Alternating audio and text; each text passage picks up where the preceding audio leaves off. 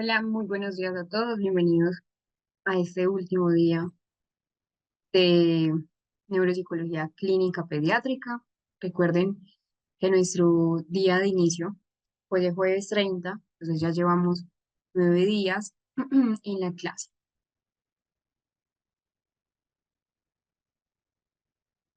Les voy a compartir nuevamente el formulario. Sé que de pronto hay personas que no se pueden enlazar los días viernes, entonces se los voy a compartir nuevamente. Recuerden que hoy al final de la clase lo vamos a corregir, que la idea es que ustedes no se lleven dudas luego de terminar, luego de culminar el diplomado. Entonces ya se los voy a compartir.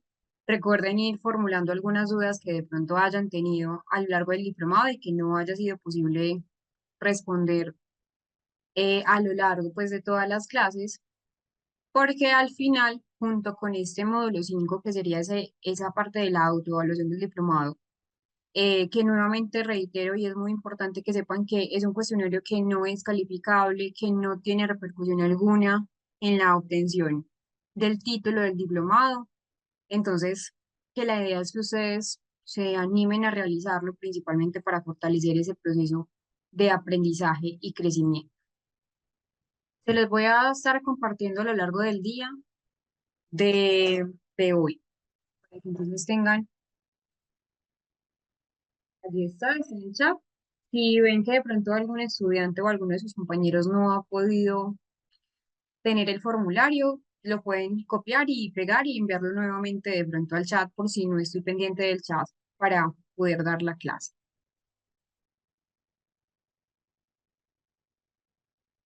María José, las grabaciones las suben normalmente en YouTube.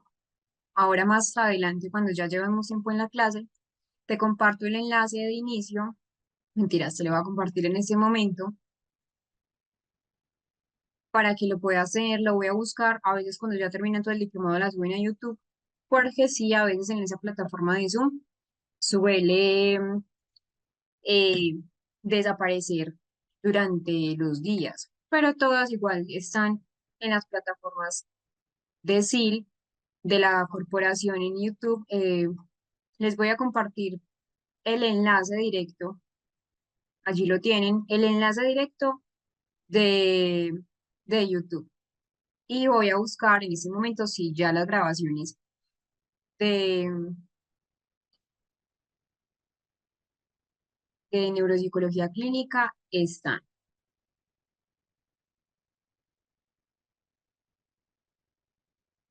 Sí, en un momento ya les comparto el enlace.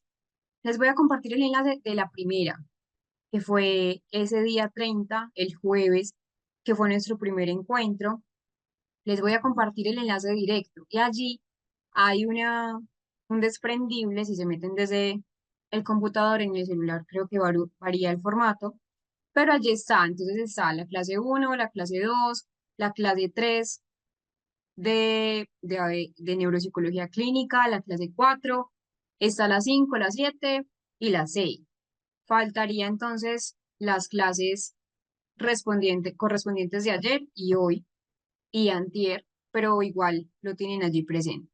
Entonces, acá está el enlace directo a nuestra formación, a la cohorte 2 que es nuestra cohorte.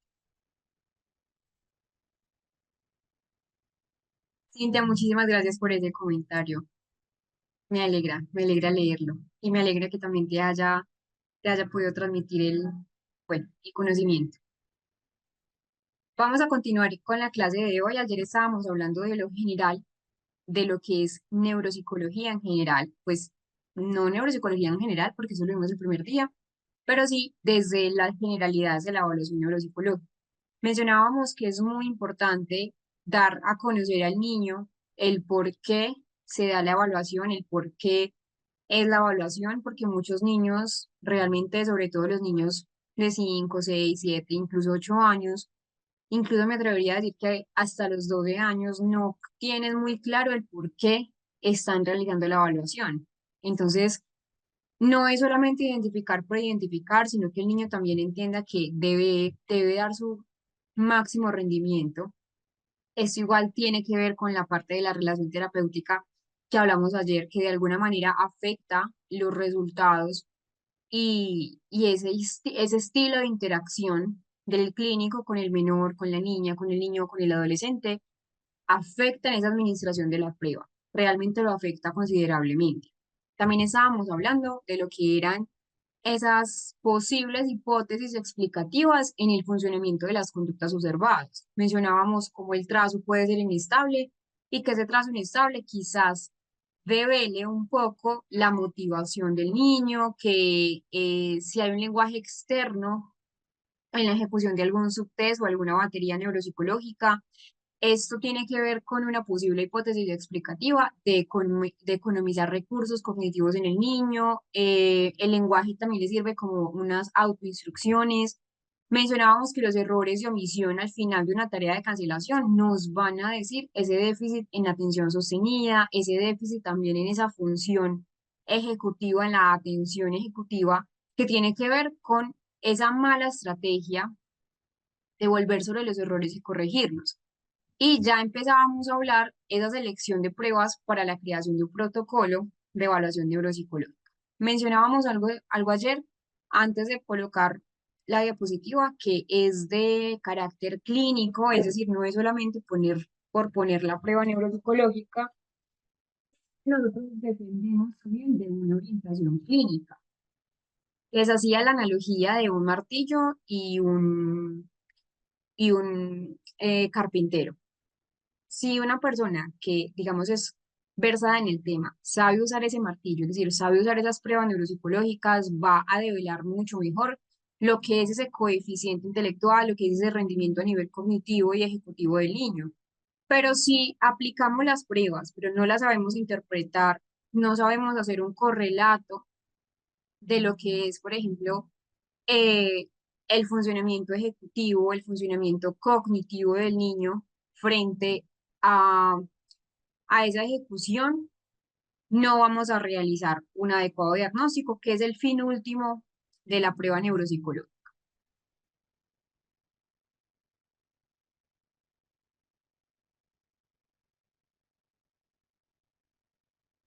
Esto ya lo habíamos empezado a hablar, lo que era la parte de la selección de pruebas para la creación de un protocolo de evaluación neuropsicológica, mencionábamos también esta parte, y llegamos hasta las baterías neuropsicológicas. Esta parte se los voy a dejar para que lo puedan ver en sus casas, lo que es la teoría de Piaget. Les voy a compartir el enlace para que,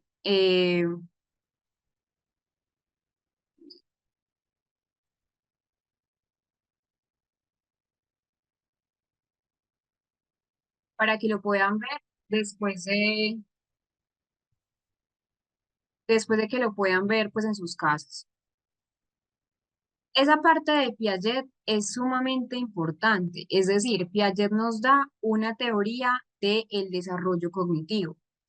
Ese desarrollo cognitivo que nos propone Piaget nos propone cuatro estadios importantísimos para la parte del neurodesarrollo.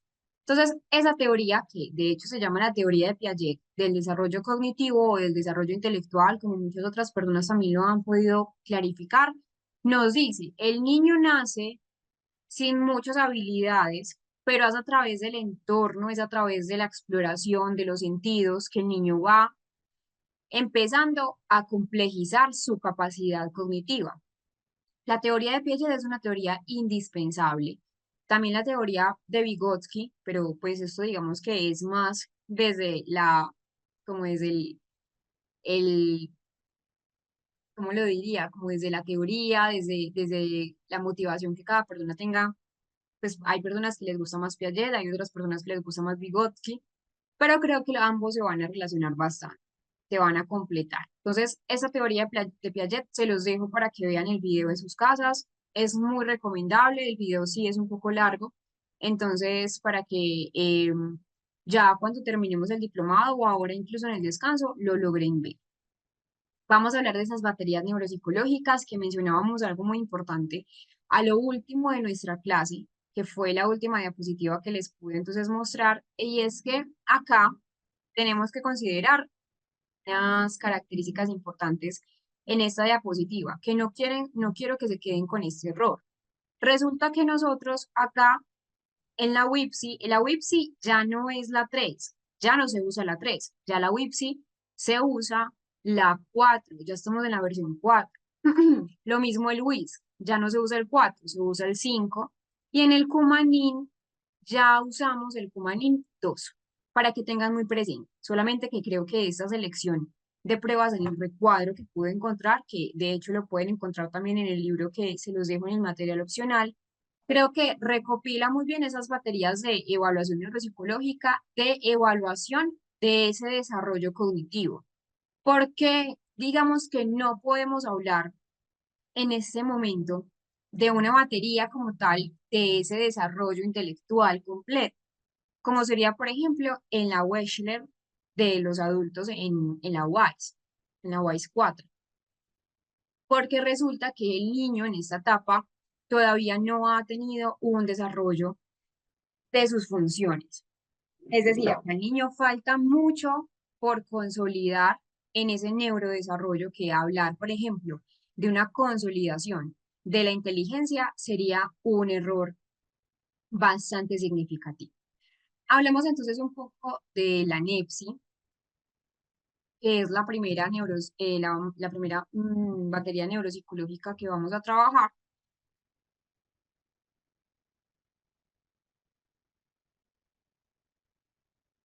Y así sucesivamente. Entonces, primero vamos a hablar de la NEPSI.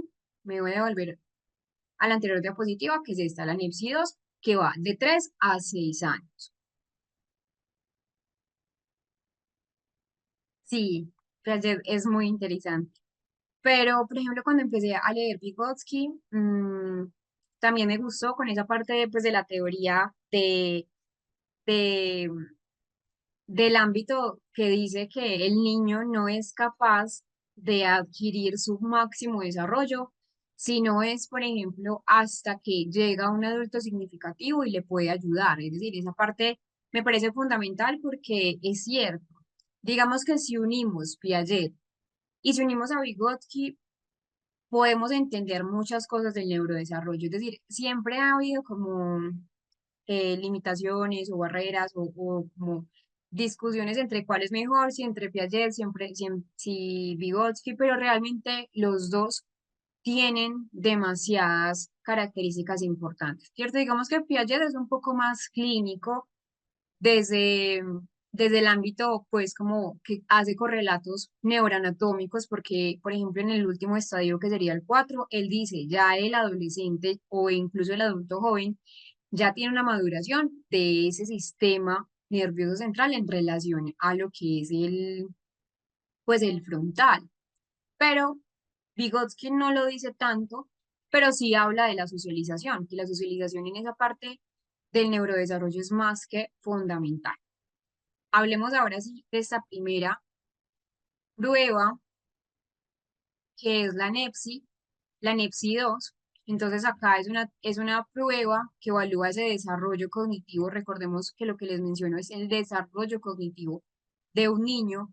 Acá es una de las baterías neuropsicológicas más utilizadas en la evaluación de niños y adolescentes. Miren que va de los 3 hasta los 16 años, abarca bastante en el neurodesarrollo y que esta batería está diseñada para medir una amplia gama de habilidades cognitivas, pero también algo indispensable es que evalúa esa parte de corte emocional.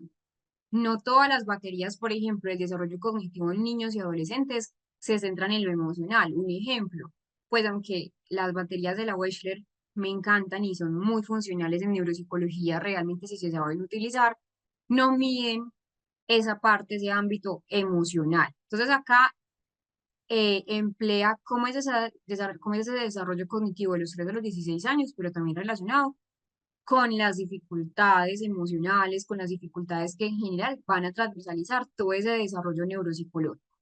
Hay un objetivo principal o primario en la NEPSI 2, y es que la idea con esta batería neuropsicológica es identificar esas áreas tanto de debilidades en el niño, pero también áreas de fortaleza en ese desarrollo neuropsicológico. ¿Para qué? Para que al fin de cuentas es línea base para hacer un adecuado diagnóstico, para apoyar esos diagnósticos en los trastornos neuropsiquiátricos infantiles, si hay o no, por ejemplo, un desarrollo del aprendizaje que no esté por la variante que es, por la ruta que es, y también orientar necesidades e intervenciones específicas.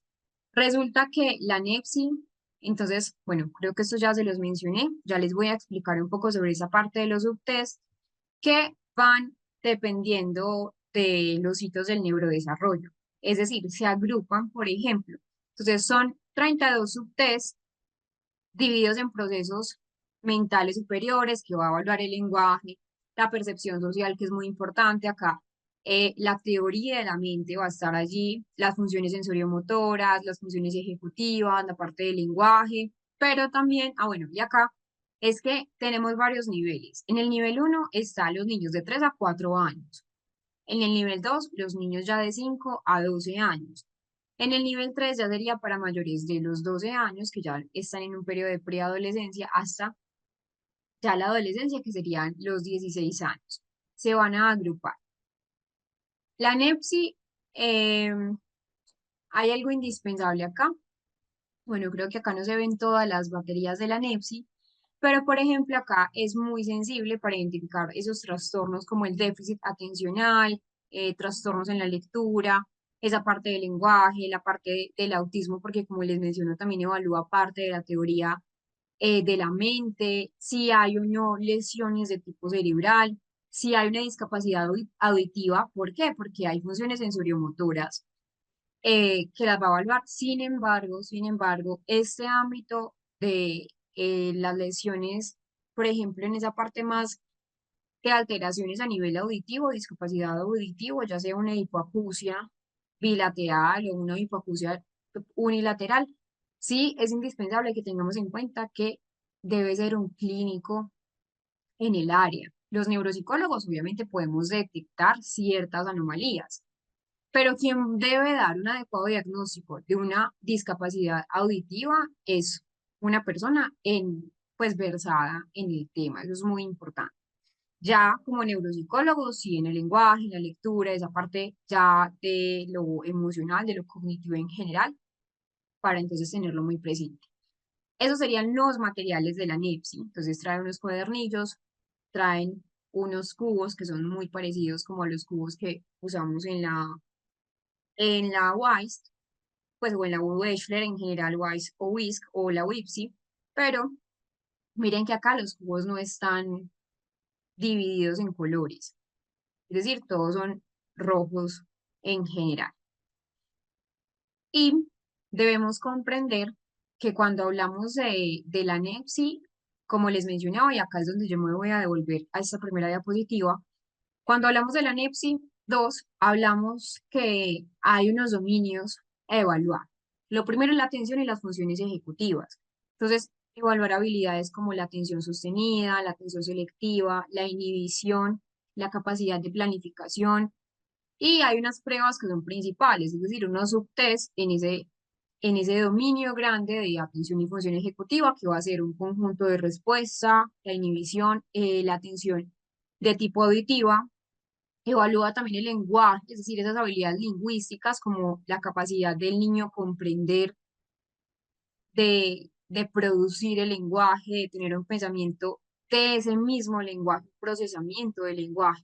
Entonces, el procesamiento fonológico, la comprensión de instrucciones en el niño.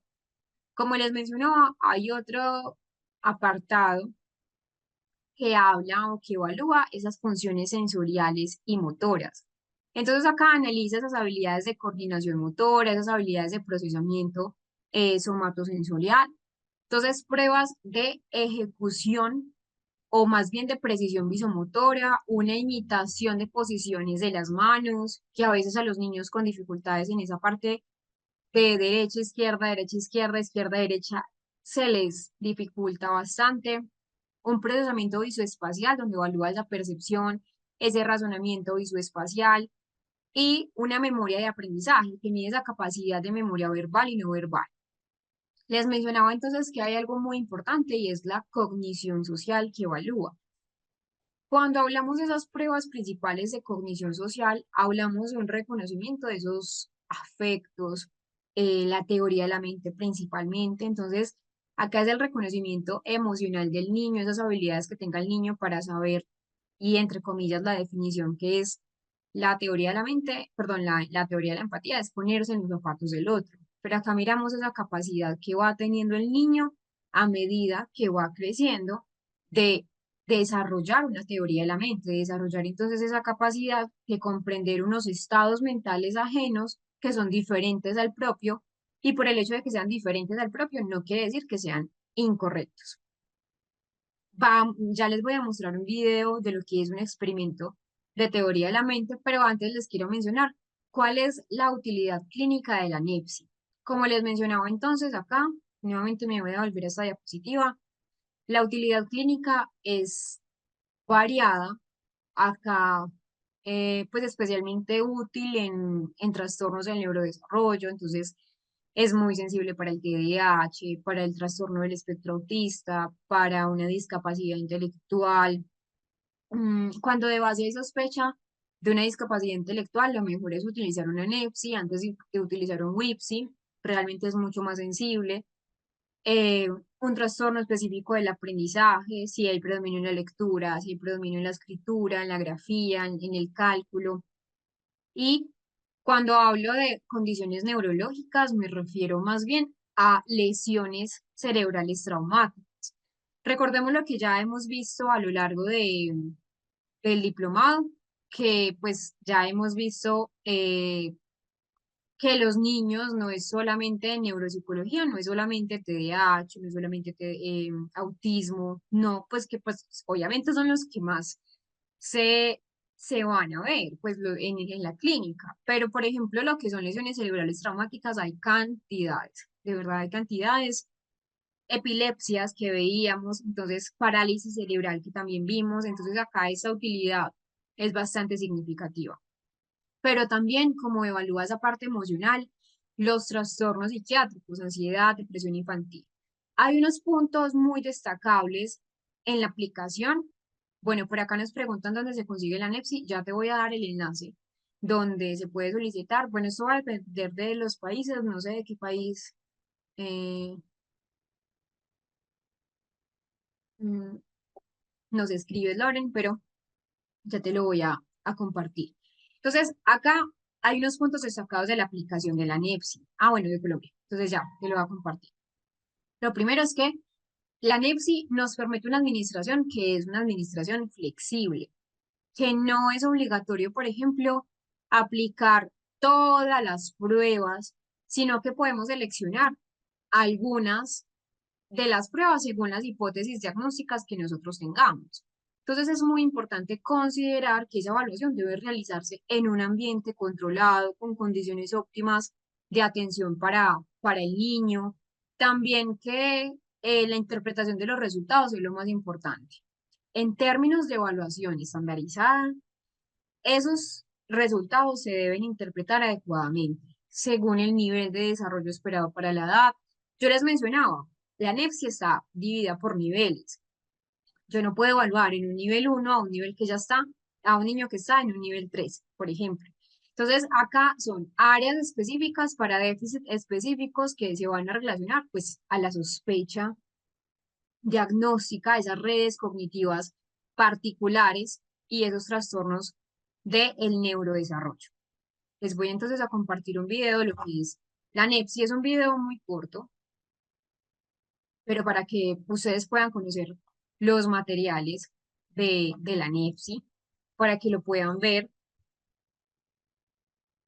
porque es muy interesante. La NEPSI es muy interesante, obviamente no es tan conocida como lo es el... bueno, aquí en este video que les voy a compartir también es de Pearson. Allí en la página oficial de Pearson pueden conseguir la prueba de la NEPSI. Entonces, este es el video de la NEPSI y vamos entonces a ver el video, vean los materiales que acabamos entonces de observar. Hablemos del Cumaní, que ya es Humanín 2. Es un cuestionario de madurez neuropsicológica también. Es un poco más corto en cuanto a la aplicación. Realmente acá entonces hay un alto repertorio de pruebas en esa parte del Cumanín y eh, debe ser indispensable entender que aunque es pues un cuestionario de madurez neuropsicológica, es una prueba neuropsicológica que es muy utilizada en ese ámbito clínico, pero que también es muy usada en el ámbito educativo. ¿Para qué? Para evaluar ese grado de madurez neuropsicológica de niños de 3 a 6 años. La NEPSI sí es un poco más amplia en las edades, miren que va desde los 3 hasta los 16 años, entonces sí abarca mucho más edad, pero acá el cumanín infantil, porque hay cumanis, ya les voy a explicar un poco más de esto, es de 3 a 6 años, ¿sí? Son entre 36 a 78 meses, entonces acá podemos hablar que es una aplicación, una prueba de aplicación meramente o netamente individual, a no ser ya que sea para fines eh, eh, pues científicos para fines obviamente a nivel de las investigaciones, pero sí la aplicación es netamente individual. La aplicación es muy breve, puede durar entre 30 a 50 minutos. Depende también de la ejecución del niño. Hay niños que lo pueden hacer en 30 minutos y eso no quiere decir que sea mejor que el que termina de pronto en 60 o en 50 minutos. Y que también hay que tener en cuenta que nos ofrece o tiene un objetivo, una visión principal y es detectar esos retrasos en el desarrollo neuropsicológico para ofrecer una visión más integral de ese nivel madurativo del niño en diferentes áreas a nivel funcional. Entonces acá nos permite dar o es muy útil, es una herramienta bastante útil en ese diagnóstico precoz de problemas de neurodesarrollo. Miren que es de los 3 a los 6 años, donde abarca, obviamente no tantas edades como el anterior, pero sí es más importante. Ya te voy a dar esa respuesta, Mirta, porque hasta que lo obtuve tenía un precio, pero igual em, ya te voy a confirmar en Colombia. Entonces, es muy importante tener en cuenta, te voy a pasar la parte de Pearson, donde lo puedes entonces conocer, igual también lo puedes ahí ver, pues como otras partes complementarias.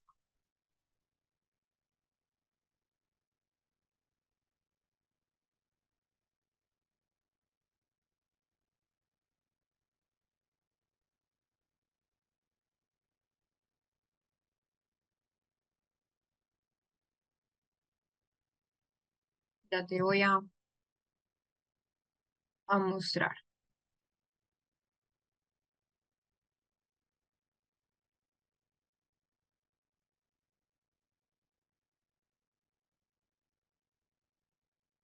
Mira, en Colombia está aproximadamente en 6.833.000 pesos colombianos.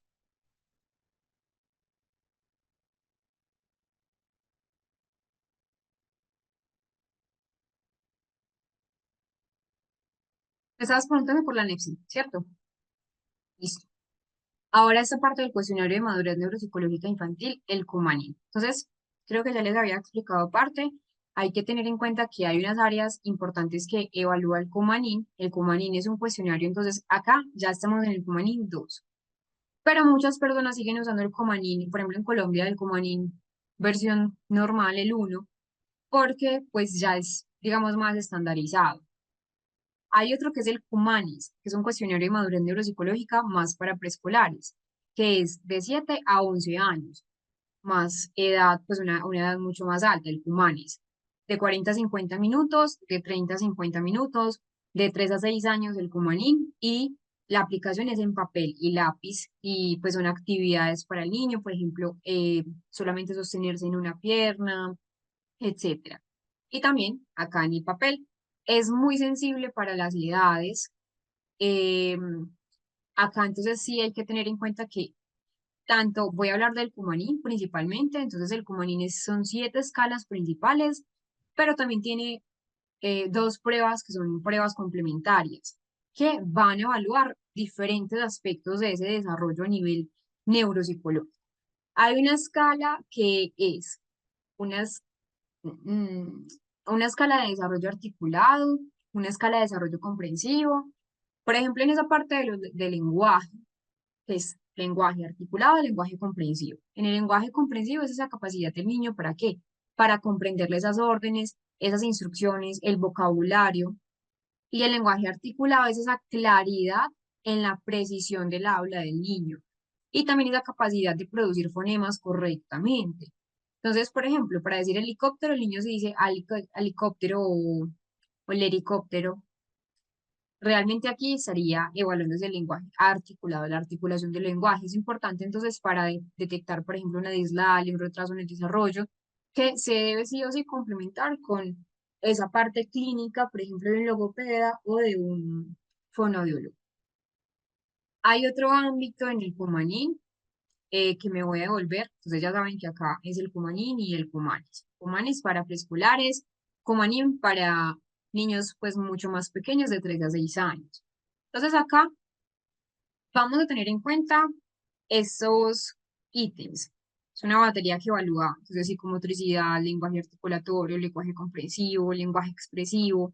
En ese lenguaje, en general, vamos a saber si el niño tiene dificultad, como les mencionaba. Pero también hay un área de coordinación visomotora, donde acá la idea es explorar, por ejemplo, si el niño tiene dificultad o no para coordinar movimientos finos, para, por ejemplo, esa parte de la lectura, de la escritura, del dibujo. Es un indicador clave para dificultades como la disgrafía, que pues es más común en niños más grandecitos, es decir, no a los 3 años, pero sí un poco más grandes, a los 6 años en el límite. Vamos a evaluar también en este Cumanín 2. Recuerden que estamos en la versión 2, la motricidad. Ese desarrollo, ya no solamente la coordinación visomotora, donde evaluamos la coordinación fina de movimientos precisos, de movimientos finos. Ya en la parte de motricidad es un desarrollo motor grueso, habilidades para ese control corporal, para detectar problemas en el equilibrio, para problemas en ese retraso, en la psicomotricidad, y también hablamos de una estructura espacial.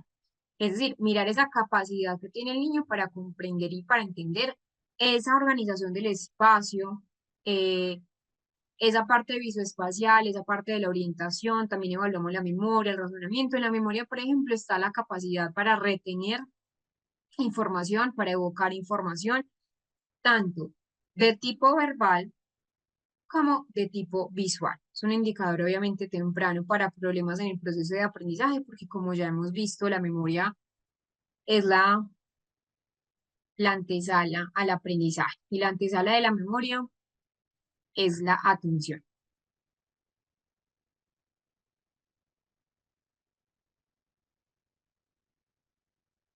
Ah, bueno, acá, importante. Es que no solamente evalúa todo tipo de memoria, se va a centrar más en la memoria icónica, esa huella del icón, que es la memoria más de tipo visual. Pero también hay un apartado que es la parte verbal, ¿cierto? Y el razonamiento, acá, ¿qué evaluamos en el niño? Esa parte de la inteligencia fluida, de la inteligencia en cuanto a las habilidades generales que tenga el niño y la capacidad para resolver problemas abstractos, pues básicos, de establecer relaciones lógicas. Hay unas pruebas que, como les mencionaba, son pruebas que no hacen parte como tal de la batería, sino que son más bien pruebas complementarias, donde está, por ejemplo, la lateralidad en niños que tienen sospecha de pronto de, de algún tipo de dificultad en esa simetría cerebral, entonces dificultad en la preferencia manual. También vamos a mirar acá la lateralidad de la particular, de la parte podal del niño de la que habíamos hablado al principio, y que también si hay niños de lateralización cruzada o esa parte del ambidiestrismo, que relatábamos que el ambidiestrismo realmente no es un factor positivo porque habla de una inmadurez a nivel neuropsicológica en la parte infantil, porque la asimetría cerebral debe sí o sí estar, esa lateralización manual. Y en otra prueba, pues que es complementaria del Cumanín 2, es que está una que es el esquema CAU.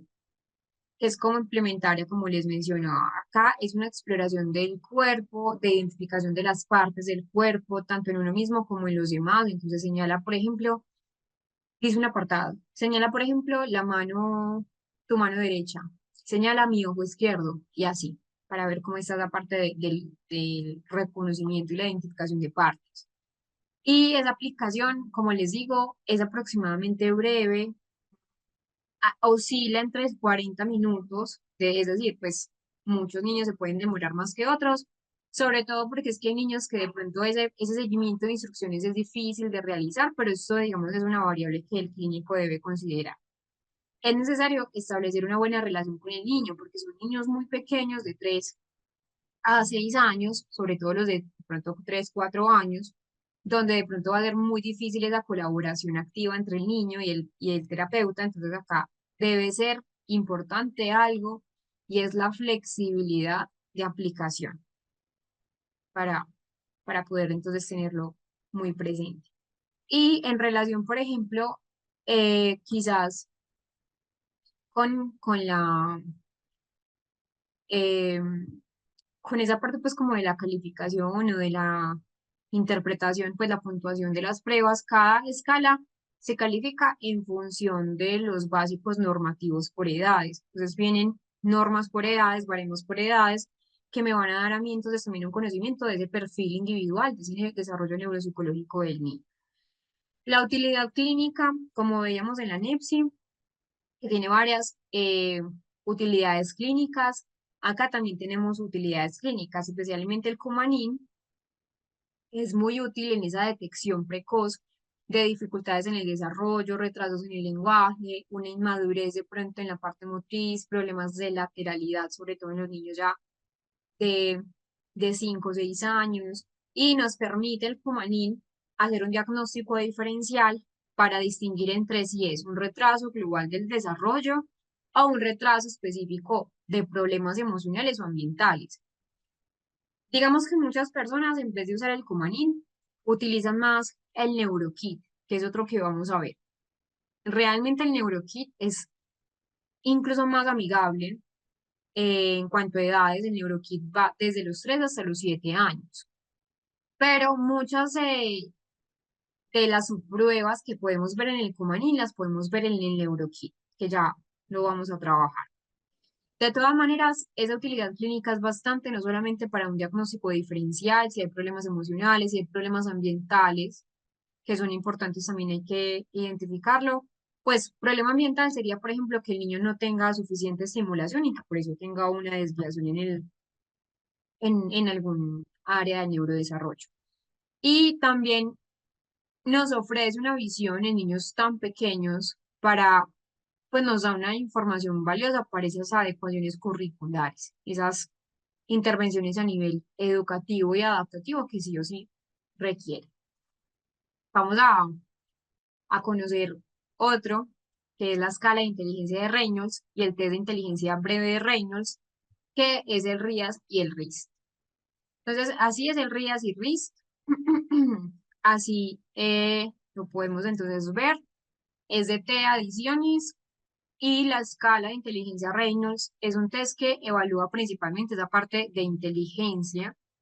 Es una herramienta que es muy utilizada para evaluar esas capacidades intelectuales, esas capacidades de memoria, pero ojo acá, no solamente es infantil, es una escala que va desde los 3 hasta los 94 años. Entonces miren que abarca muchísimo tiempo en edad, muchísimo tiempo realmente acá, pues en esa parte del neurodesarrollo, que obviamente va a ser una escala que si hay poco tiempo, porque realmente pues la duración de la prueba es entre 20 y 30 minutos en la versión completa, en la versión pequeña, que sería el RIAS, es muy, pues, o abreviada, pequeña no abreviada, sería mucho menor. Entonces acá hablamos de que es una test, una prueba, perdón, muy utilizada para esas capacidades a nivel intelectual, la memoria en los niños, el lenguaje en los niños.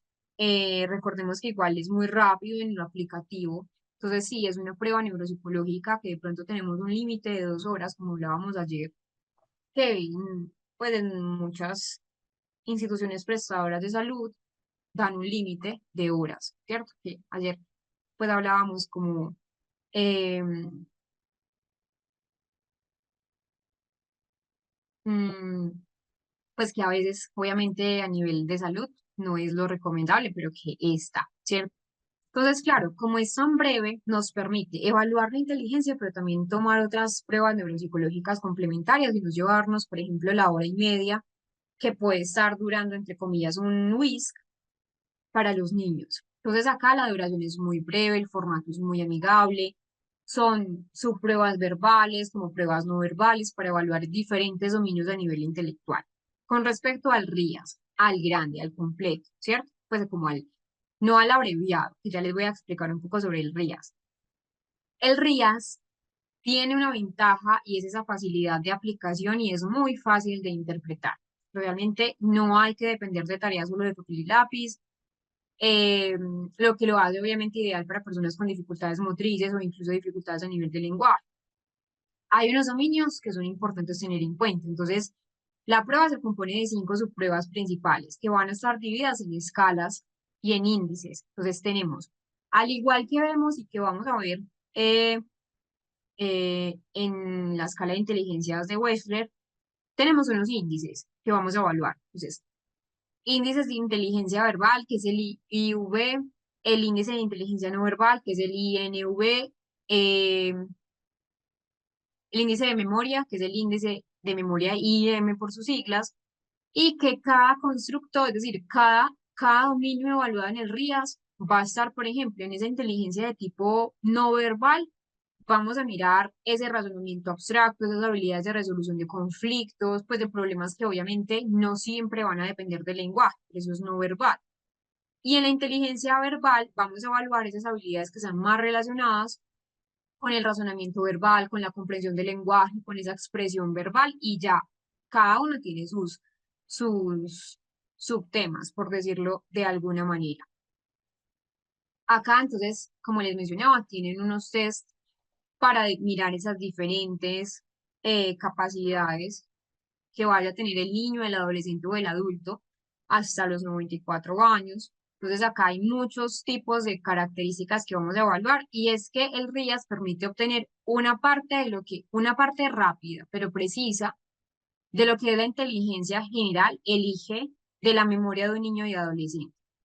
Digamos que el RIAS de pronto no es el elemento principal o la prueba reina en, en escalas de inteligencia, porque de todas maneras sabemos que la Wechsler, pues las Wechsler son más estudiadas, tienen realmente más sensibilidad, pero pues si queremos una prueba de inteligencia que sea breve, pero que también sea confiable, el RIAS. Y también tenemos unos índices que obtenemos, como les menciono, que es a partir de esas pruebas que tenemos el índice intelectual compuesto, el índice pues, de cociente intelectual verbal, el no verbal y la memoria en general, que es uno de los índices.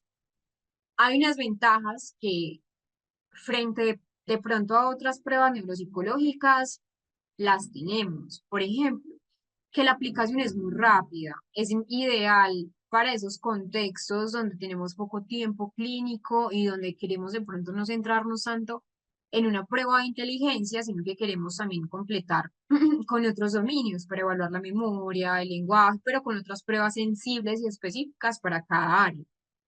Realmente, culturalmente, y es algo que hablábamos ayer en la validez de las pruebas neuropsicológicas, es que culturalmente esta prueba es muy neutral, porque yo les mencionaba ahora, si yo tengo un paciente que es de Australia, la idea es evaluarlo con baremos de Australia, con pruebas sensibles en Australia.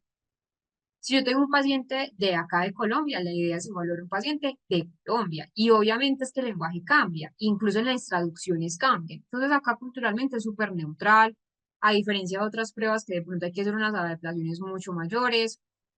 Acá incluimos también, y por culturalmente neutral, me refiero a que como incluye también una evaluación de tipo no verbal, es muy útil para personas que, tanto niños, adolescentes como adultos, pero centrémonos en los niños pues por el tema del diplomado, va a ser obviamente mucho mejor por esas barreras lingüísticas o esas diferencias culturales que que nos podemos quizás encontrar. ¿Ustedes me están escuchando bien?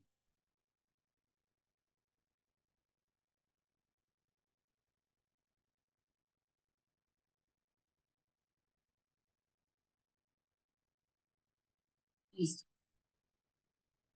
Entonces, les mencionaba que el RIAS es realmente una prueba interesante, una prueba realmente que vale la pena. Frente a otras pruebas, de pronto comparándolo con otras pruebas, quizás no tanto, ¿cierto? Porque hay otras pruebas que son más estudiadas, pero que de todas maneras puede ser algo de elección. Usos clínicos, bastantes, ¿cierto? Usos clínicos, entonces, por ejemplo, un diagnóstico diferencial, una evaluación de dificultades del aprendizaje, evaluación neuropsicológica en general y una orientación vocacional. Pero tenemos el RIS, que es una versión abreviada del RIAS, mucho más corto, pues en el tiempo. Eh,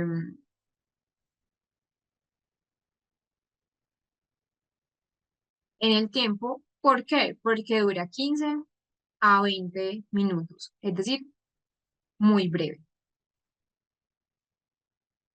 Hablamos entonces que es de RIST, igual es de Reynolds, igual también es un screening, más bien de inteligencia, es una prueba que es muy breve, es abreviada, esas RIAs que acabamos de observar, y está diseñada para mirar ese tamizaje que es rápido de las habilidades intelectuales generales. Es una herramienta que igual sigue siendo muy útil en contextos donde se necesita de pronto una evaluación preliminar antes de decidir si se procede, por ejemplo, a realizar una evaluación más extensa y más completa, como pruebas del WISC o el WISE en casos de adultos, pero en el WISC en el caso de niños.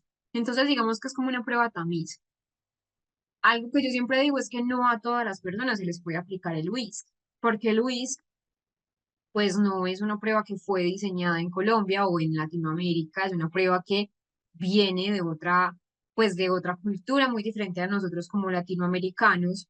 Entonces, quizás no es una prueba tan sensible, porque es que hay algo importante y es que tanto el WISC como el WISE tiene algo indispensable y es que la idea es que sean en pacientes escolarizados, porque hay una parte, por ejemplo, que habla de esos dominios a nivel, por ejemplo, escolar, hay una parte de aritmética, donde sí o sí necesitamos entonces al menos completar, pues básica primaria, ¿cierto? Entonces no para todos es sensible, pero el RIAS sí, y el RIS también.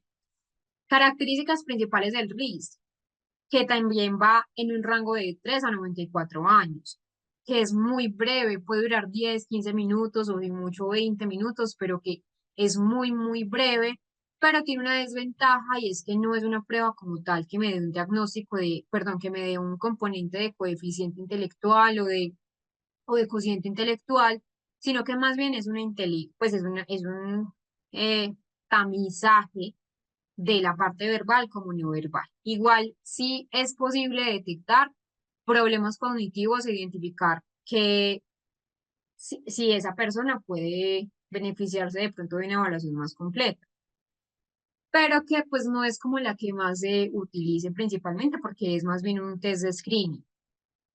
Hay unos, pues como hay unas como subpruebas que están extraídas, que son tomadas desde RIST, el RIST, perdón, del RIAS, que el RIAS ya es algo más completo, son como tomadas, se adaptan, como el adivina qué, que evalúa ese razonamiento pues verbal, el conocimiento general, pues realmente es una prueba que incluso es muy divertida, pero que pues no es como la que más tiene elección. Limitaciones podemos encontrar que no sustituye, y eso sí es muy importante, el RIS no sustituye una evaluación completa. El RIAS quizás de pronto sí, pero el RIS no. Es decir, si yo uso solamente el RIS, aunque me proporciona así una estimación de ese funcionamiento intelectual en general, no me va a abordar dominios específicos como la memoria, como la atención o como las funciones ejecutivas, que de pronto el RIAS sí lo hace. Y mm, dependiendo, por ejemplo, del uso clínico, es un uso clínico limitado, la verdad. Pues comparándolo obviamente con otras pruebas. Es decir, sí o sí, si se usa el RISC, se debe completar con otras pruebas para realizar un diagnóstico integral, especialmente en casos, por ejemplo, de trastornos del neurodesarrollo, de dificultades del aprendizaje o incluso un daño cerebral, como los que hemos visto en la clase. Y este me encanta, que es el NeuroKit. Es muy similar al Cumanin 2, el NeuroKit. Es un poco más nuevo. Yo amo esta prueba para los niños pequeños de 3 a 7 años. No lo uso para niños de 7 años. Para niños de 6 7 años ya obviamente me voy más por otro tipo de pruebas, a no ser que yo ya de entrada identifique de pronto en el niño alguna dificultad a considerar. Pero 3 4 años me gusta, sobre todo de 3 años, ya a los 4 años, si yo veo que el niño puede rendir un poco más, utilizo el UIPSI, pero 3 años este es maravilloso. Principalmente, ¿por qué? Porque acá igual eh, fue realizado o el país de publicación es España. Entonces es una prueba que obviamente pues España y Latinoamérica somos una cultura, pues aunque somos eh, hispanohablantes, en un segundo, que somos pues hispanohablantes, eh, la cultura es diferente, pero también la duración de 10 a 15 minutos. A veces se puede tardar 20 minutos, 30 minutos, dependiendo del niño, dependiendo de la hipercinesia del niño. La aplicación obviamente es muy favorable, porque con respecto al NeuroKit, ese NeuroKit es una batería neuropsicológica. ¿Para qué? Para esa evaluación del desarrollo neuropsicológico infantil. Está diseñado entonces para medir esa parte de las áreas del desarrollo cognitivo, de la parte emocional, de la parte conductual. Se utiliza mucho en el ámbito clínico para poder medir esas fortalezas y esas debilidades en el funcionamiento neuropsicológico. Hay un objetivo principal y es que eh, me da un perfil de ese desarrollo neuropsicológico en la infancia, es decir, como una detección precoz en áreas claves como el lenguaje, en áreas claves como la memoria, como la atención, como la coordinación visomotora y el desarrollo también emocional, como les mencionaba. ¿Por qué? Porque hay áreas específicas para mirar esa parte de la regulación emocional y la cognición social, que de hecho pues es una parte opcional del test. Capacidad del niño para identificar emociones propias y ajenas, esa parte de relacionarse socialmente, reconocimiento de expresiones faciales, resolución de situaciones sociales que son obviamente simples para la edad, pero que en cuanto a otras áreas, por ejemplo, de evaluación en el NeuroKit, tenemos áreas donde está la parte del lenguaje, donde está la comprensión verbal, donde está eh, las órdenes verbales, las órdenes simples complejas, la producción de palabras y de frases, eh, y la identificación de vocabulario básico. Por ejemplo, ahí pues viene con obviamente con el cuadernillo y entonces acá viene también, por ejemplo, para identificar si es un helicóptero, si es una lavadora, si es un gancho de ropa, de las que me acuerdo, si es un trébol, si es una lavadora. Entonces el niño identifica, obviamente son cosas comunes que ya el niño debería conocer para poder saber esa identificación de vocabulario que es básico, que es cotidiano, ¿cierto? Viene con otra subprueba o más bien otra área de evaluación que es una atención y funciones ejecutivas. Funciones ejecutivas acorde, por ejemplo, a un niño de 3 años, 3 4 años. Esa capacidad de mantener la atención, de inhibir respuestas impulsivas, de planificar, y hay unas pruebas que están relacionadas, como tareas de atención sostenida y selectiva, inhibición de respuestas automáticas, resolución de problemas muy simples, la parte del procesamiento visoespacial. Hay un apartado que viene incluso en el cuadernillo que es de copias de figuras geométricas. Una es un círculo, otra es una cruz. Son realmente pues muy simples.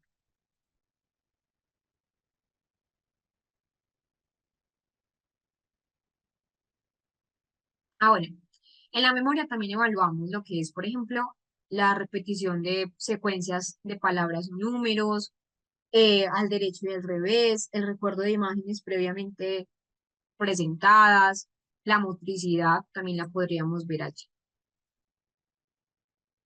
Máximo 76 puntos y acá pues tenemos cada uno de los ítems. con cada uno de los puntos.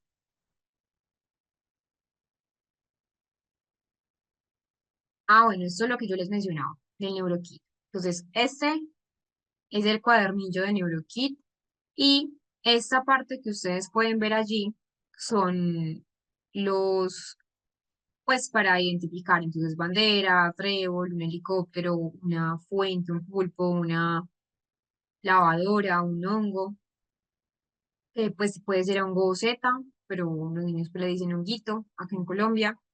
Y tenemos otra prueba, más bien es una escala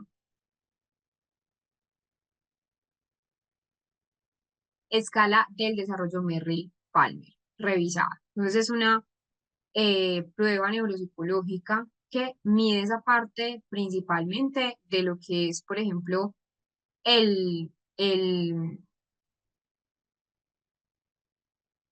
pues es una batería, donde entonces hay distintos tipos de desarrollo. Para niños entre 1 a 78 meses, de 6 años a 6 meses, 6 años y 6 meses, ¿cierto? De un añito a 6 años y 6 meses. La aplicación de pronto sí es un poco más larga, 60 a 70 a 90 minutos, 5 áreas de desarrollo, cognición, lenguaje, motricidad, conducta adaptativa, autocuidado y desarrollo socioemocional. Y tiene un índice que es un índice global a nivel del desarrollo general del niño.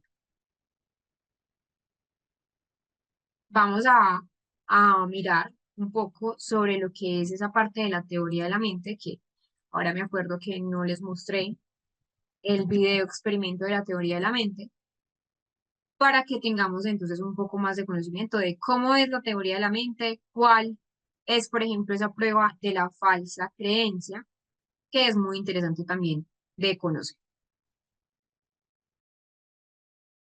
Esa parte de lo que es la batería, entonces, tiene escalas principales, cognición, psicomotricidad, lenguaje repetitivo, igual tiene pruebas también complementarias como la coordinación videomotora, la velocidad de procesamiento, que es muy importante también evaluarla, y eh, esa escala de motricidad gruesa permite evaluar o permite conocer esa calidad del movimiento en el niño. Es decir, si hay presencia, por ejemplo, de patrones de movimientos que para esa edad sea completamente atípico. Cuando hablamos de las escalas MR, MPR, es importante porque nos da una respuesta si el niño, por ejemplo, tiene la necesidad de una intervención temprana. Igual los cuestionarios para padres también permiten reconocer y recoger información que sea pertinente y en diferentes contextos, para ese funcionamiento general del niño. Ahora hablemos de una prueba neuropsicológica que nos permite conocer eh, cómo es o cómo son esas habilidades a nivel académico de los niños. Esta prueba neuropsicológica es una batería neuropsicológica que realmente, dados pues los entornos educativos, se adapta o se acopla mucho a Latinoamérica, principalmente pues porque fue diseñada para Latinoamérica, en Latinoamérica y para Latinoamérica. Tenemos un propósito principal en la ENI, y es que mide o mira esa parte del desarrollo neuropsicológico en la población principalmente hispanohablante, desde los 5 hasta los 16 años. Es una batería entonces que es muy integral, que está diseñada para esas funciones cognitivas en general, pero más bien esas habilidades de tipo académico que se utiliza tanto en el ámbito educativo como para el ámbito clínico, neuropsicológico, ¿cierto? Hay dificultades del aprendizaje, un diagnóstico diferencial en casos de trastornos, por ejemplo, del daño cerebral, trastornos del neurodesarrollo, las edades son bastante amplias, aunque no todas las pruebas son para niños de 5 años. Y hay que evaluar esa prueba de 16 años, considerando obviamente si hay una sospecha, porque hay otras pruebas que pueden ser más sensibles para un adolescente ya de 18. La duración puede variar entre 20 a 120 minutos. No se tiene que aplicar toda la prueba, eso es muy importante tenerlo presente. Se puede evaluar esa parte de las áreas específicas.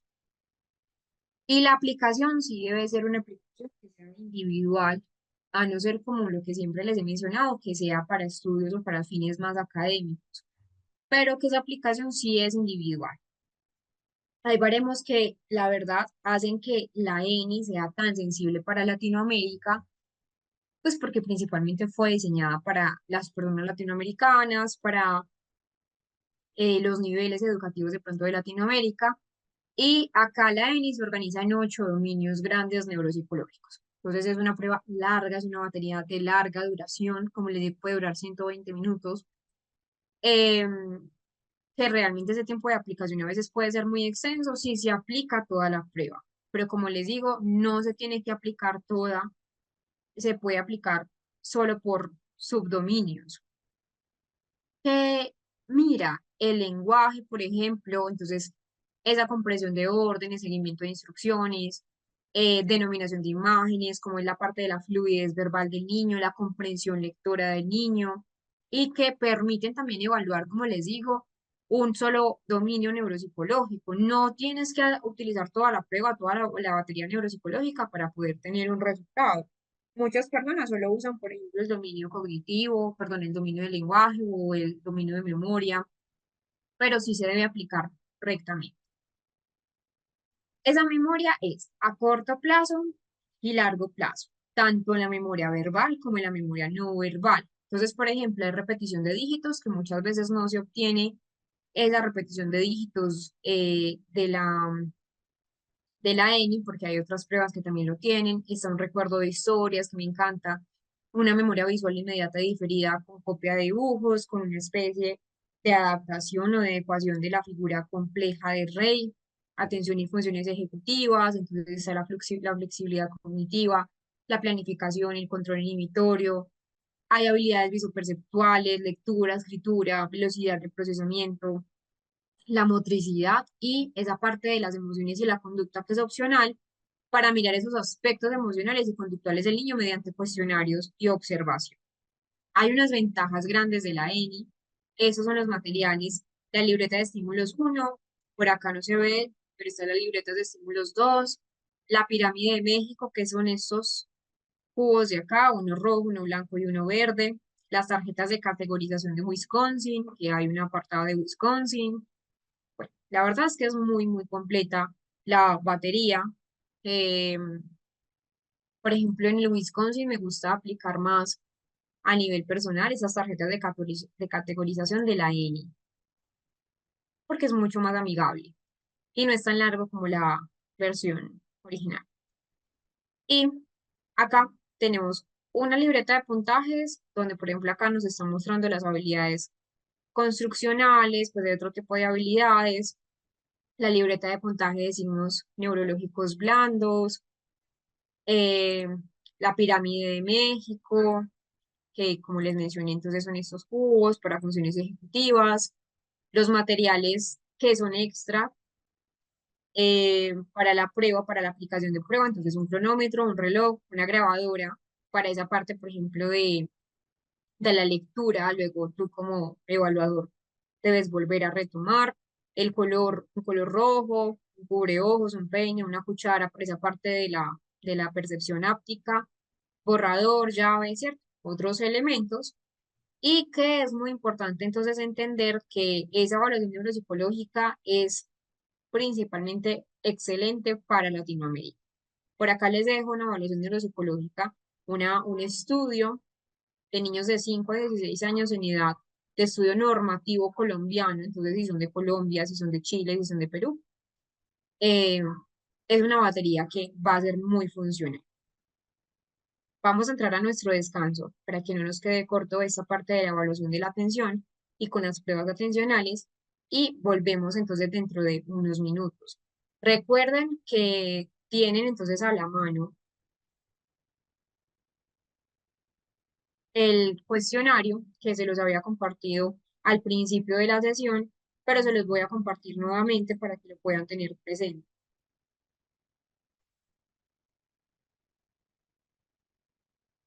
Les volví a compartir el cuestionario que ahora lo vamos entonces a resolver. Vamos a ir a nuestro descanso habitual y volveremos entonces en breve. Bueno, vamos a continuar con la atención, con los procesos atencionales, cómo evaluar esos procesos atencionales que realmente, como les menciono, eh, es importante clarificar que aunque de esas baterías neuropsicológicas que acabamos de ver, algunas de ellas sí tratan o sí trabajan esa parte atencional, es importante complementar con otras pruebas neuropsicológicas que sean un poco más sensibles en relación a la atención, la memoria, la función ejecutiva. Cuando hablamos de atención, hablamos entonces que es un conjunto de habilidades, realmente no tenemos una sola atención, tenemos varios tipos atencionales que debemos entonces entrar a trabajar. ¿De qué depende la atención? Depende del modelo neuropsicológico en donde estemos parándonos, en donde nos estemos posicionando. Por ejemplo, uno de los modelos que más he utilizado es el modelo, por ejemplo, pues del modelo del funcionamiento, que es una triada, entonces funcionamiento, por ejemplo, de una atención, eh, pues de la actividad de la atención, una alerta, luego tenemos una red de orientación, pues red de alerta, red de orientación y red ejecutiva. ¿Qué es la atención en general? La atención es un proceso complejo que es la antesala a muchas otras funciones a nivel mental que sí o sí debemos prestar atención. Así, por ejemplo, en el motivo diagnóstico, en el motivo de consulta, no nos mencionen o no nos refieran dificultades atencionales, es un constructo o más bien es un dominio neuropsicológico que debemos evaluar para mirar si realmente es secundario a problemas de memoria o es secundario a un problema atencional. Vamos entonces a complementar con lo que sería la red atencional, esos mecanismos de atención de los que ya les había mencionado. Comprendamos un poco antes de entrar a las pruebas qué es la atención en neuropsicología. En neuropsicología, entonces, la atención, tenemos de hecho pues modelos atencionales. Tenemos unos modelos que, por ejemplo, es el de Scholber y Matir, que es de 1987, pero a pesar de la época, pues realmente es el que se usa en ámbito clínico.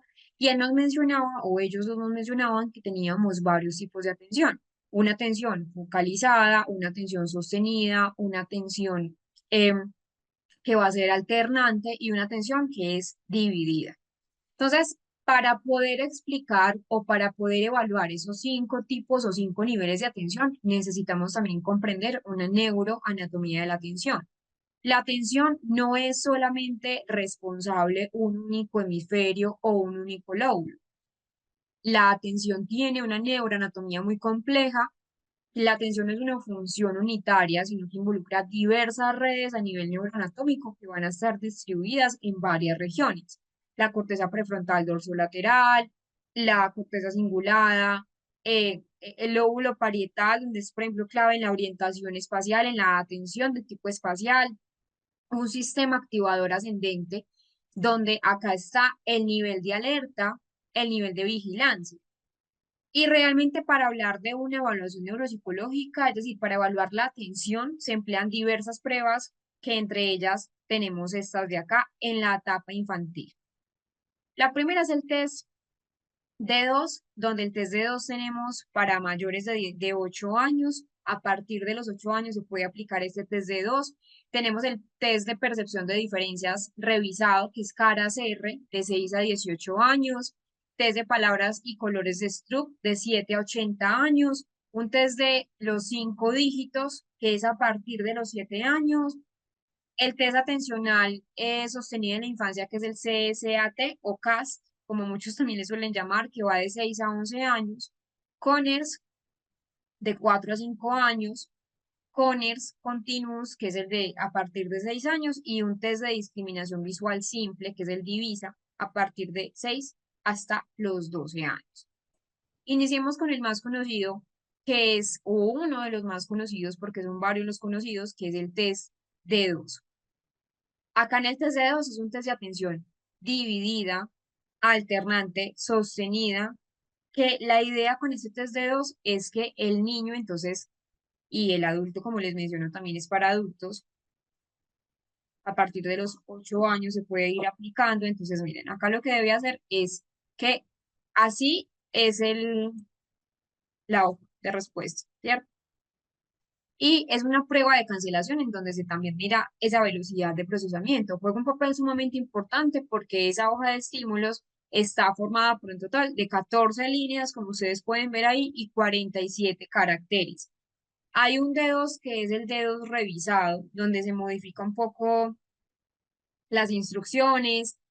Ya no son 57 de este primer test, sino que ya, perdón, ya no son 47, sino que son 57.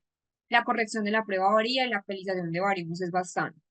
Pero acá la tarea es que el niño debe mirar atentamente de izquierda a derecha y marcar todas las letras D que tengan dos rayitas. Por eso se llama D2, que puedan estar ubicadas, una arriba y otra abajo, las dos arriba o las dos debajo de cada letra D, solo de las letras D, y las demás combinaciones como la D con un palito solamente arriba, o una D con un palito abajo, o D sin rayas, no se van a tachar, ni tampoco la letra P con dos rayas, no, solo la letra D.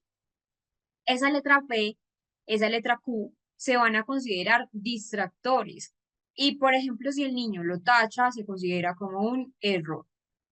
El niño tiene 20 segundos para completar cada una de esas líneas que ustedes pueden ver allí, y acá los resultados de la prueba ya también se toma en cuenta ese número de acierto, ese número de errores, ese número de comisiones que tenga el niño, y los resultados que ya se obtienen se comparan con los baremos según edades. Recordemos que es una edad a partir de los 8 años, en función del sexo y en función también de la edad.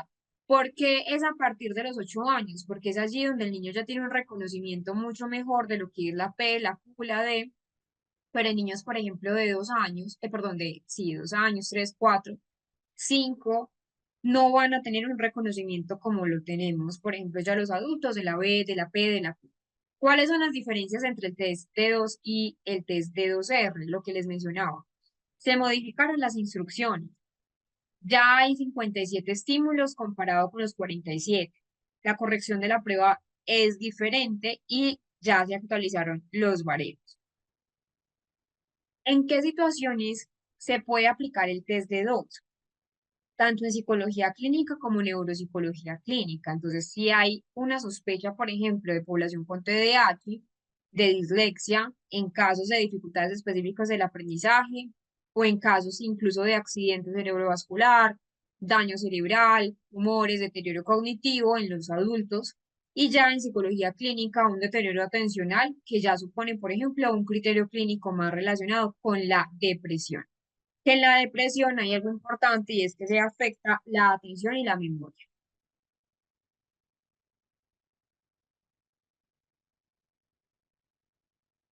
Luego seguimos con el test de palabras y colores STRUP, que es el efecto Go No Go, donde es una prueba que realmente lo que permite, la aplicación pues o la duración es muy breve. El test de STRUP 5 minutos aproximadamente, que va de 7 a 80 años en escalas pues de edades. Al fin de cuentas, este test de colores y palabras Stroop permite una detección de problemas cerebrales, problemas neurológicos, atencionales, de inhibición de respuesta, también la velocidad de procesamiento si la queremos medir.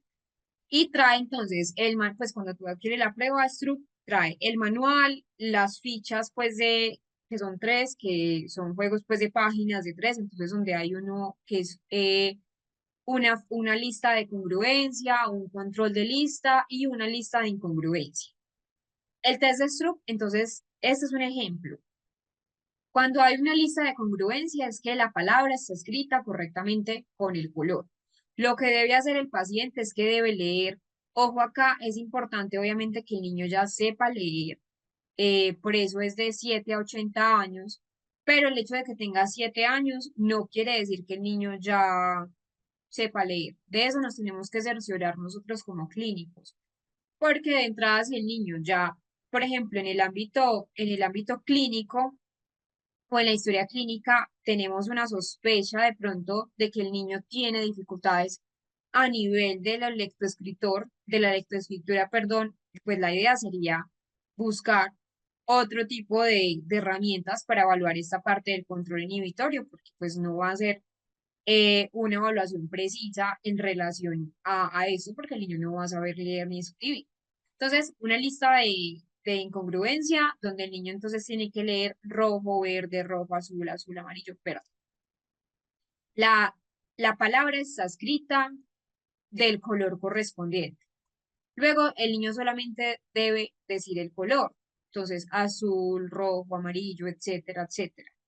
Pero luego, y es allí donde vamos a mirar ese control inhibitorio del niño, no me debe decir la letra que está escrita, es decir, la palabra que está escrita, sino que me debe decir el color en el que esté escrito. No me va a decir azul, sino que me va a decir verde. Obviamente, eso es un ejemplo en inglés, ¿cierto? Pero pues, la idea es que se realice en el formato o en el idioma correspondiente a cada paciente. Eso es simplemente pues como un ejemplo para que ustedes sepan cómo es el test de Stroop, ¿cierto? Ese test entonces tiene tres formatos de tres listas.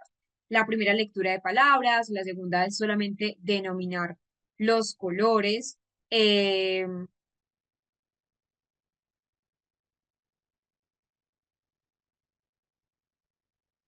sí, pero si tu niño tiene 3 años, no hay baremos para 3 años. Entonces este test de Stroop no debe ser eh, elegido.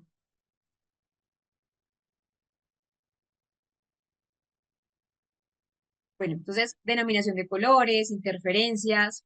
En función de los resultados obtenidos ya se compara esas puntuaciones entre esas listas y recordemos los baremos, que son sumamente importantes. Eh, es importante mencionar entonces que es un efecto Stroop Go No Go. Les voy entonces a mostrar un video para que lo puedan entonces realizar. Pues es un video ejemplo para que ustedes también lo puedan realizar. Pues no es la prueba como tal, pero sí es un ejemplo de la prueba que ustedes pues lo pueden como empezar a ejecutar. Entonces se los voy a compartir al chat. Con espero entonces que hayan podido realizar el ejercicio y que no se hayan equivocado en las respuestas para ver cómo está su control inhibitorio. Vamos a hablar de la evaluación de la memoria. Entonces, la memoria también es un aspecto neuropsicológico que es importante evaluar, al igual que mencionábamos en la parte atencional, la memoria eh, tiene obviamente unas estructuras neuroanatómicas, unos modelos neuroanatómicos que también vamos a entender y que de allí es donde surge esa característica, por ejemplo, de los modelos atencionales, los tipos de memoria. Cuando hablamos de memoria en neuropsicología, hablamos que es una función que igual es fundamental para el proceso de aprendizaje infantil. Hablamos entonces de la codificación, del almacenamiento, de la recuperación de la información, que es esencial para ese proceso adecuado de aprendizaje y que es clave para comprender esos trastornos que van a afectar la capacidad de aprender. Hay un modelo y los tipos de memoria que, como les digo, también hay unos tipos de memoria que, por ejemplo, lo de Atkinson y Schroeder, donde hablan entonces diferentes sistemas principales. Las que más conocemos es una memoria sensorial, una memoria a corto plazo, una memoria a largo plazo, y que la idea es que se evalúe cada aspecto de la memoria. La memoria entonces tiene unas pruebas que debemos entender, que es de aprendizaje verbal de España, que es el TABESI, que es como una versión infantil del TABEC, que el TABEC ya es a partir de los 16 años hasta ya entrado en años. El test de memoria de aprendizaje tomal, la figura compleja de Rey, que esa sí es bastante reconocida, tanto la fase de recuperación en memoria a corto plazo y a largo plazo. El test de retención visual de Benton a partir de los 8 años y el SM, que es a partir de los 6 hasta los 80. Vamos a entrar a conocer el test de aprendizaje verbal de España, el TABESI. Hablamos entonces que la finalidad realmente acá es evaluación de esa parte de la memoria verbal, tanto a corto como a largo plazo, es esa capacidad para mirar la curva, de aprendizaje que tengan los niños, cómo es esa parte del efecto de primacía, del efecto recencia, si hay una estabilidad de aprendizaje, el uso de estrategias de aprendizaje que el niño tenga, que sean susceptibles también para ese proceso de aprendizaje, de los 3 a los 16 y tiene una duración aproximada de 3 a 40 minutos. Realmente esto va a depender de la capacidad que tenga el niño. Igual hay que tener una espera para poder eh, dar pie a esa prueba a largo plazo. Trae manual, trae un cuadernillo de registro y trae una puntuación. Es muy fácil de calificar y muy fácil de aplicar. Son 3 listas de palabras: aprendizaje, interferencia y reconocimiento, y que permite observar esos índices acerca de la curva de aprendizaje, la capacidad que va a tener el niño de retener la información a corto y a largo plazo, y si hay susceptibilidad o no de interferencia. Entonces acá hay una posibilidad de qué, de discriminar la estrategia de aprendizaje, como es esa estrategia semántica, como les mencionaba, el efecto recencia, el efecto primacía, y cómo es esa característica del aprendizaje. Así más o menos es el cuadernillo, obviamente es un escáner del original, de cómo es el TABESI. Entonces acá están las instrucciones y acá están las palabras que se debe aprender. Esos serían los primeros 5 ensayos. Entonces, 5 ensayos para que el niño se aprenda esas 15. Entonces, limones, corbatas, carreta, calcetines, etcétera, y se anotan las respuestas acá. Si es un tipo de correcta, si es inclusión o si es perseveración. Y se van a anotar luego los totales de cada área específica. Luego tenemos la figura compleja de Rey, que es una aplicación e interpretación, donde primero, antes de entrar a conocer esa figura compleja de Rey, lo que se debe hacer es evaluar la copia, es decir, primero se le debe dar a la persona una copia para posteriormente el niño, en este caso recordemos que la figura compleja de Rey es para niños y para adultos, para que logre entonces ejecutar la memoria a corto y a largo plazo. Realmente es muy amigable, es muy variable y podemos mirar, y que los materiales pues son muy simples, solo una hoja de registro, obviamente el estímulo, el cronómetro para evaluar, colores, pues para que en la fase de copia principalmente. Y hablemos un poco de lo que son las evaluaciones de funcionamiento ejecutivo. ¿Qué son las funciones ejecutivas? Las funciones ejecutivas realmente no es solamente una función, son funciones complejas, son evaluaciones complejas. Vamos entonces a ver un video para que ustedes tengan esa característica explicativa de qué son las funciones ejecutivas. Las funciones ejecutivas no es solamente una, es donde se recopilan varias funciones. Acá tenemos otro tipo de funciones ejecutivas, es decir, otro tipo de evaluaciones neuropsicológicas. Está la BRIEF, que es la evaluación de la conducta de la función ejecutiva, que realmente pues hay, por ejemplo, BRIEF preescolar, que es para los niños de 2 a 5 años.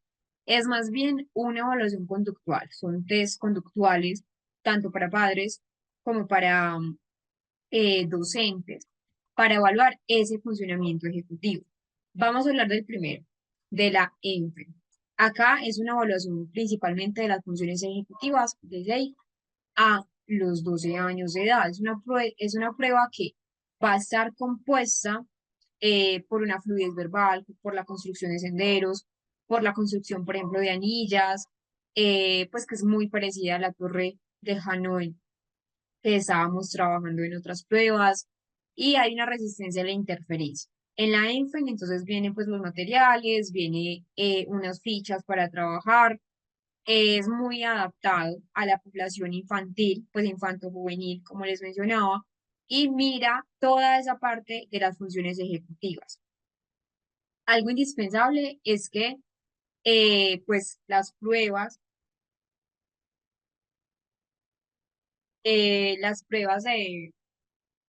mm, de funciones ejecutivas deben ser sensibles a cada una de las edades.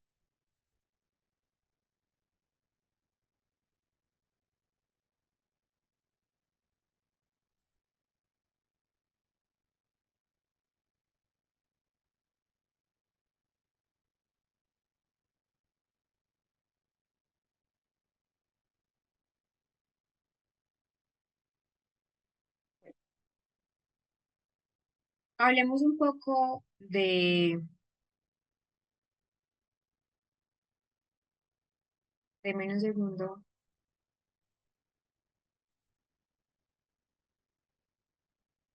de qué preguntas tienen referentes a los temas que hemos visto.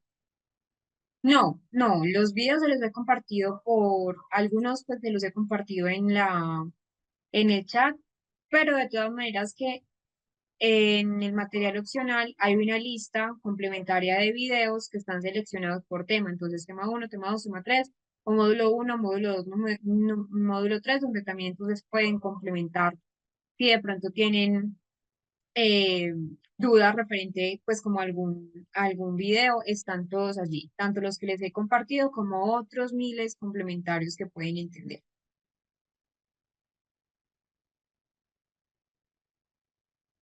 No, la mejor prueba depende del paciente. Es decir, yo no puedo decir como sí, es que la mejor prueba para atención es de dos, o la mejor prueba para evaluación de la inteligencia es el WISC. No, eso depende del paciente. El paciente es obviamente con la ayuda del clínico, pero el paciente es en esa primera consulta quien le da a conocer al clínico, al neuropsicólogo, qué prueba va a ser mucho mejor o más sensible dependiendo de su motivo de consulta.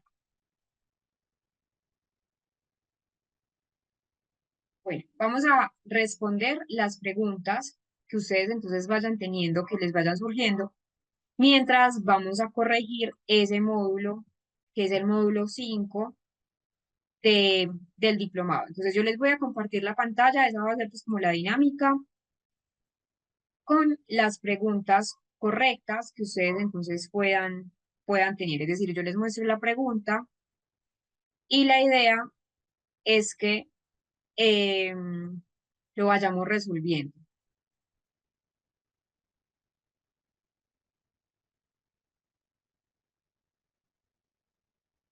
Entonces, acá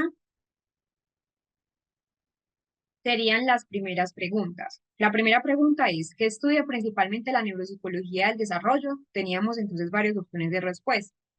Trastornos del lenguaje en adultos, la relación entre el desarrollo cerebral y el comportamiento en niños, el impacto de lesiones cerebrales en la vejez y los cambios emocionales durante la adolescencia. Entonces, la respuesta correcta era esa relación entre el desarrollo cerebral y en comportamientos de los niños. Vamos a la pregunta número 2. El concepto ¿Qué concepto es fundamental en la neuropsicología del desarrollo? Entonces ya hemos hablado de lo que es la plasticidad cerebral, que era la respuesta correcta. Hablemos un poco de lo que es la plasticidad cerebral. Recordemos que esa plasticidad cerebral no solamente es asociado al factor del neurodesarrollo, es decir, es un concepto que en neuropsicología clínica también podemos aplicar a lo que son pues los adultos, ¿cierto? Nosotros como adultos tenemos también plasticidad cerebral, que es mucho más activa en la infancia, sí, pero que esa plasticidad cerebral, acá como un recuerdo de lo que vimos, es esa capacidad que tiene ese sistema, nuestro sistema nervioso central, para modificarse estructuralmente, funcionalmente, en respuesta a estímulos externos, pero también internos que dañen de pronto el, el sistema nervioso. Entonces es un concepto que en neuropsicología clínica, en evaluación neuropsicológica, es sumamente fundamental porque explica esos mecanismos de recuperación tras una lesión cerebral, cómo es el aprendizaje, cómo es la adaptación cognitiva a lo largo de toda la vida. Yo les había entonces mencionado que, por ejemplo, cuando hablábamos de plasticidad cerebral, cuando mencionábamos plasticidad cerebral, no solamente lo podemos asociar a un factor infantil, sería un error asociarlo solo a un factor infantil. ¿Por qué? Porque la neuropsicología clínica nos dice que esa plasticidad cerebral es lo que nos ayuda, por ejemplo, en las noxas cerebrales, cuando hay una noxa cerebral, cuando hay una alteración cerebral, y que hay bases neurobiológicas en esa plasticidad cerebral. Una plasticidad cerebral sináptica, una neurogénesis, que ya les había mencionado que en los adultos, por ejemplo, Sí se puede regenerar o generar nuevas neuronas en respuesta a la experiencia en el bulbo olfatorio y en la estructura hipocampal, pero que esa plasticidad, por ejemplo, sináptica es la base del aprendizaje y la base de la memoria.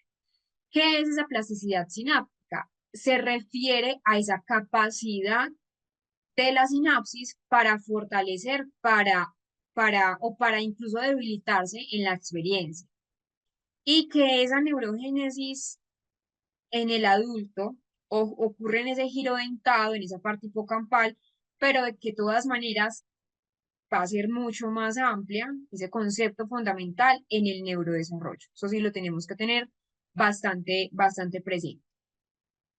¿Qué enfoque caracteriza a la neuropsicología del desarrollo? Recordemos que una perspectiva que habla que un cerebro es dinámico, que un cerebro está apenas en un estado de evolución de esas funciones cognitivas. Diferente, por ejemplo, así evaluamos a un adulto, donde ese enfoque, donde ese enfoque está caracterizado más por que el cerebro ya no es dinámico, ya es un cerebro estático, y que también es importante hablar que en el neurodesarrollo no solamente podemos hablar de un análisis de factores genéticos, como en muchos casos vimos en la epilepsia, en el síndrome de Angelman, pues que sería todo ese grupo de síndromes cromosómicos, sí están asociados a un factor genético, pero que no todo es genético. Hay pruebas neuropsicológicas de daño cerebral adquirido, que de todas maneras esa neuropsicología clínica siempre se va a enfocar en la perspectiva de crecimiento, de evolución. El cerebro, entonces, la idea, pues, perdón, la pregunta es, ¿cuál de las siguientes afirmaciones es verdadera sobre el desarrollo cerebral temprano? Estaban preguntando por la verdadera. Entonces nos dicen, la poda sináptica optimiza conexiones neuronales desde lo que es la infancia. Entonces recordemos que esa poda sináptica es sumamente indispensable, que la poda neural es lo que nos permite a nosotros también conocer un poco sobre, sobre esa eliminación de conexiones neuronales que realmente no son eficaces, que no son efectivas. Esa poda sináptica, entonces recordemos que es un mecanismo neurobiológico que lo que hace es que nuestro cerebro elimina de forma programada esas conexiones que son débiles o que son redundantes, como que hay conexiones iguales y obviamente para qué tener dos cosas de lo mismo. Y esta poda neural, poda sináptica que es programada, lo que hace es que favorece que esas conexiones que son mucho más eficaces, que son eficientes y relevantes para el funcionamiento cognitivo, estén y se puedan potenciar. Hablábamos un poco que en esa infancia temprana también hay poda sináptica. Luego tenemos una poda en la niñez y en la adolescencia y una edad adulta donde también tenemos una poda sináptica. Que esa poda sináptica se va a potenciar en el desarrollo cognitivo, que contribuye a que a un mejor procesamiento de la información, a una especialización cerebral, a una maduración de funciones a nivel cognitivas. ¿Por qué mencionábamos entonces esta característica? Porque recordemos que cuando hablamos eh, les hacía entonces una analogía. Si yo tengo, por ejemplo, un lugar que está lleno de maleza, pues hablando obviamente en términos analógicos, si yo tengo un lugar que está lleno de maleza, un jardín que está lleno de maleza, lo más probable es que pues no salgan adecuadamente las flores o no exista un buen crecimiento. Lo mismo pasa con el cerebro. Y a nivel, por ejemplo, de implicaciones clínicas, neuropsicológicas en relación a la poda neural, tenemos obviamente ciertas características que debemos tener bastante presentes. Les mencionaba entonces en una clase cómo en el autismo no había un porcentaje adecuado de poda neural, que por ejemplo en el autismo se ha observado que hay una reducción en la poda sináptica, lo que va a explicar esa hiperactividad neuronal, una hiperconexión que es completamente innecesaria. En el TDAH también hay alteraciones en esa maduración sináptica eh, que influyen en el control atencional, en el control ejecutivo, en el control de impulsos. Y bueno, hablando de otras cosas, también en la esquizofrenia se ha podido ver cómo hay dificultades en esa poda neuronal, que hay una poda sináptica, pero que ya es excesiva, no es porque falte, sino porque ya es una poda neuronal en exceso. En el autismo es porque no hay poda neural. Y En el TDAH es porque hay una inmadurez sináptica, conexiones menores, pero en la esquizofrenia es porque hay obviamente un exceso de poda sináptica, ya es en exceso, que afecta a esas funciones tanto cognitivas como perceptivas, que es algo pues muy común en la esquizofrenia. Entonces, eso en relación a esa pregunta 4. ¿Cuál es la característica del desarrollo infantil en comparación con el cerebro adulto? Que hay mayor plasticidad neuronal, eso pues era lo que estábamos hablando hace un rato.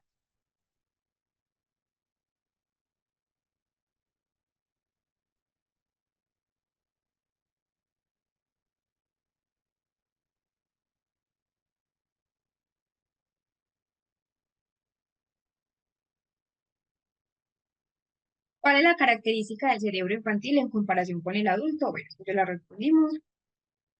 ¿Qué factor ambiental tiene mayor influencia en el desarrollo cerebral temprano? La exposición a estímulos que son enriquecidos. ¿Qué función está típicamente asociada con el hemisferio izquierdo? Recordemos el lenguaje y las habilidades verbales, pero que no en todas las personas. Obviamente en la mayoría sí, pero que en algunas personas hay una dominancia hemisférica del lenguaje y las habilidades verbales que pueden estar en el hemisferio derecho, que son pocas, sí, pero que puede pasar también. ¿En qué etapa del desarrollo se evidencia más claramente la lateralización cerebral? Durante los primeros años de vida, recordemos que esta lateralización cerebral aproximadamente se está terminando de organizar alrededor de los 12 años. Y que es sumamente importante, no voy a devolver, que es sumamente importante esa parte de la lateralización cerebral, no solamente lateralización manual, sino en todo el cerebro, que no es normal que todo el cerebro trabaje junto, pues trabaje lo mismo, es decir, es como que se repitieran otra vez las funciones en una misma actividad. Hay un hemisferio que domina más en relación al otro, pero obviamente el otro también le ayuda. Es decir, no toda la responsabilidad del lenguaje está en el izquierdo. El derecho contribuye en menor medida, pero contribuye. ¿Qué fenómeno explica la preferencia manual en los niños? Entonces ya sabemos la lateralización hemisférica. Importante. Preferencia manual da un indicativo de madurez a nivel neuropsicológico. Los niños que son ambidiestros no es que tengan una mejor cognición que nosotros, al contrario, hay una inmadurez neuropsicológica porque ya nos está dando un indicio de que no hay una lateralización en el cerebro, no hay una dominancia hemisférica, no hay una preferencia manual, entonces el ambidiestrismo no es sinónimo de madurez, al contrario, es algo que debemos trabajar. Diferente es en los adultos, que les mencionaba también cuando estábamos viendo ese tema, que en los adultos, si ya, por ejemplo, yo soy diestra y quiero escribir con la mano izquierda, quiero ser zurda, pues no es que ya me vaya a volver zurda porque sí, sino que yo activo esas conexiones sinápticas, ahí ya volvemos a hablar de la plasticidad cerebral. ¿Qué estructura es esencial para la consolidación de la memoria? Entonces ya sabemos el hipocampo, que es sumamente fundamental. ¿Qué función principal realiza el lóbulo frontal? Regulación emocional, pero también control ejecutivo. Ese lóbulo frontal se va a vincular con ese sistema límbico. ¿Quién va a regular las emociones? Pues el frontal. Las emociones del comportamiento y no dejar que ese sistema límbico destruya pues el comportamiento. ¿Cuál es el objetivo principal de la evaluación neuropsicológica? Identificar patrones de desarrollo cognitivo y también conductual. Esta también confirmar trastornos más de tipo neuropsiquiátrico, pero no es el foco principal. Medir únicamente la memoria, aunque mide la memoria, no es lo único. Recordemos que no se mide únicamente un constructo neuropsicológico, un dominio neuropsicológico, porque todos van a estar relacionados con todos. ¿Qué elemento es fundamental en la intervención neuropsicológica infantil? Entonces, un análisis de factores ambientales y familiares es fundamental.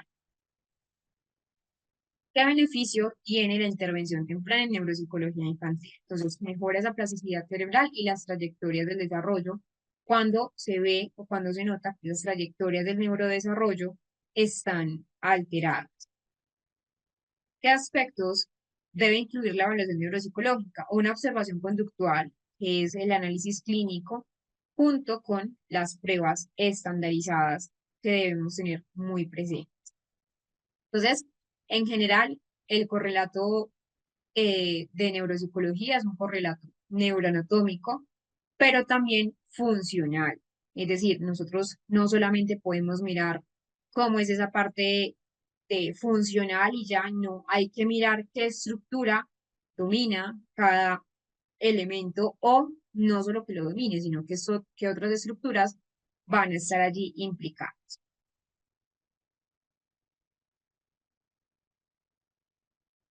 Recuerden entonces que acá tenemos el material opcional, que es complementario pues, para otros aspectos del conocimiento. Estos son unos videos que son, pues, eh, generales, no es como tal del tema, libros generales, que acá les voy a subir más. Esos son los que necesitábamos para la clase, pero les voy a subir entonces otros conforme yo voy viendo más y más videos, libros que voy observando, se los voy subiendo conforme pasen pues los días, entonces para que los vayan actualizando y vayan revisando ese material que es opcional. Y acá están los módulos 1, 2, 3 y 4 para que repasen. Entonces, por ejemplo, en esta parte del módulo 2 están todos los temas que vimos. Si se meten, por ejemplo, a cualquier, supongamos tema 3, entonces están las lecturas complementarias de cada tema, las presentaciones de cada tema y los videos complementarios de cada tema, para que entonces recuerden que es muy importante complementar esa parte de formación.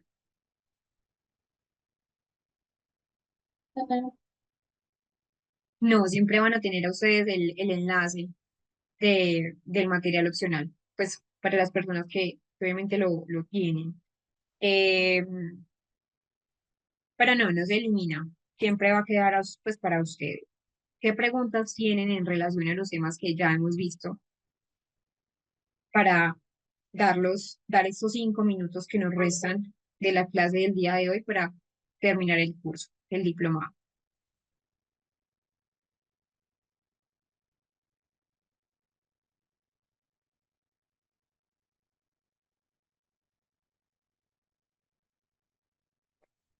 Creo que no hay preguntas, entonces vamos a dar por finalizado el diplomado. Muchísimas gracias a todos por estar acá, por aprender. Recuerden que es un compromiso de todas maneras de cada uno de ustedes con esa formación, evaluar.